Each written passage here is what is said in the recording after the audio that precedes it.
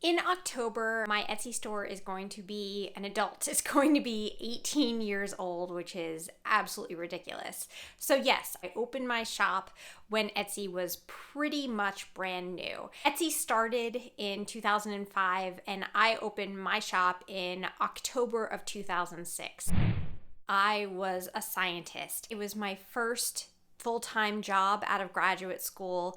I wasn't making very much money at the time, but it was the most money that I had ever made in my life. My husband was a graduate student. He was basically working nonstop because that is what you do when you're trying to get your PhD. We would come home and in the evenings he would be working. I was bored, and so I was doing things like playing Minesweeper and being stressed about my job. I had grown up going to craft sales with my mother. I took up knitting in college, and I had always been a bit of an entrepreneur as well. When I was in third grade, I was making things out of Play-Doh and selling them on the playground for a penny a piece. So it was kind of in my blood to be interested in the handmade world and this really cool new website called Etsy. I found a shop that I took inspiration from. It made me think, yeah, I could do this and I have time on my hands. I'm a little bit bored. I should be doing something productive with myself. So I started to set up the shop right then. I basically didn't even think about it. I looked at my boyfriend and I asked him if I should bother buying shipping boxes. That is how confident I was in my ability to sell these things at that point in time. If you're wondering, the answer was yes. Yes, you should buy shipping boxes. The goal was to be able to go out to eat once a month. Just, no big deal, no pressure on myself, just do it to keep myself busy, get my mind off all of that heavy scientific stuff that I was working with.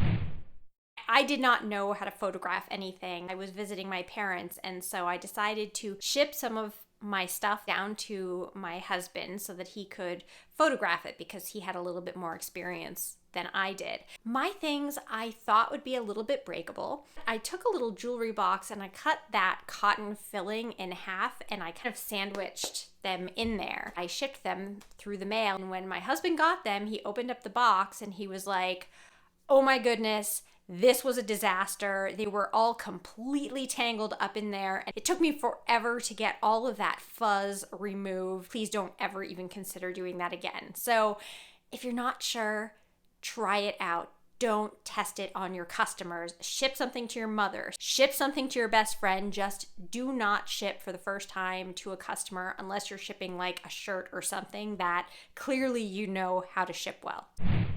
My skills have improved vastly since I started my shop.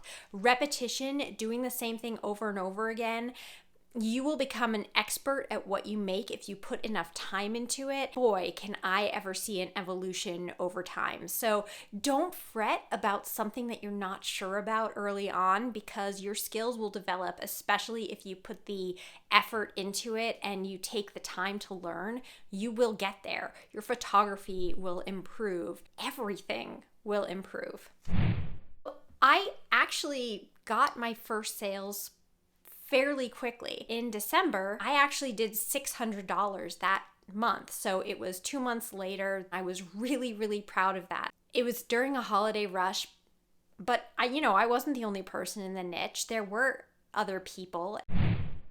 I went to local stores that I thought would be a good fit for my products, and I wholesaled to one shop in town, and that was a big confidence booster because people were buying there as well. That was getting traffic to my Etsy shop. So I was working a few different avenues, and I was still really burnt out at work, but it felt so great to have this other avenue where I could invest my time and my energy.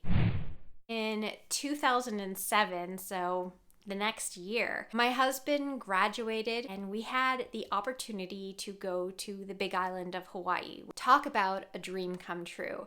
But there was one major problem. There were no jobs for me on the Big Island. It's incredibly rural, and there just weren't the scientific jobs in industry that I was used to, that I was currently working in. So my husband and I discussed it. We decided that since my Etsy shop was doing so well, I would try to go full time with it.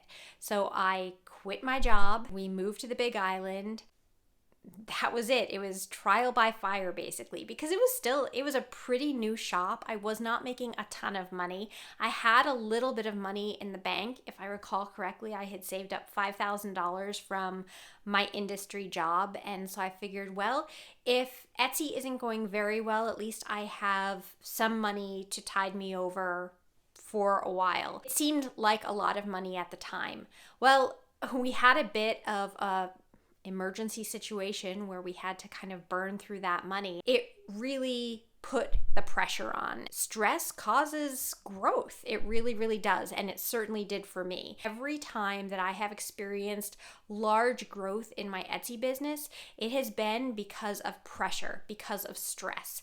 And that will cause you to innovate. It will cause you to figure out a new product or a new way of getting the word out. Sitting on the Big Island with no ability to have a scientific job and my money was drained, I figured out how to get it done. I was wholesaling things and my skills were increasing. A lot of things have happened in the last 17 years. We've moved around a bunch. We had twins. I found myself having less and less time to devote to my business, and so that kind of went on the back burner. Etsy was not really something I was thinking about. The sales were coming in a little bit. I was fulfilling them, but I wasn't actively working on it. When my children eventually went to school and I sat down and I took a hard look at my Etsy store, it was really not doing well. So I feel like I kind of started from scratch again. Not entirely, because I had all of those really good reviews from the years of selling and I had the number of sales there. So people who would come in and find my shop, they trusted me.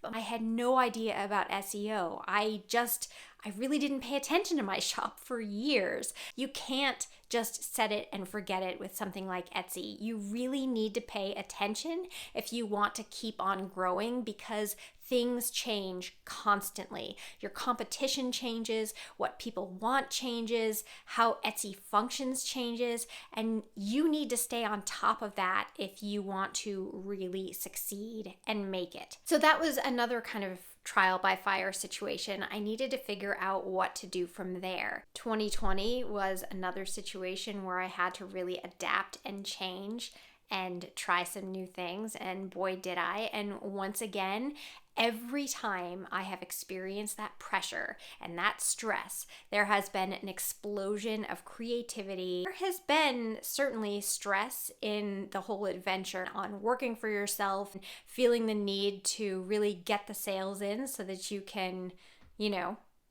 really bring it home for your family. But all along, it has been so worth it. I wouldn't change it for the world. So if you are wondering if you should go ahead and take that plunge and start your own Etsy shop, absolutely you should.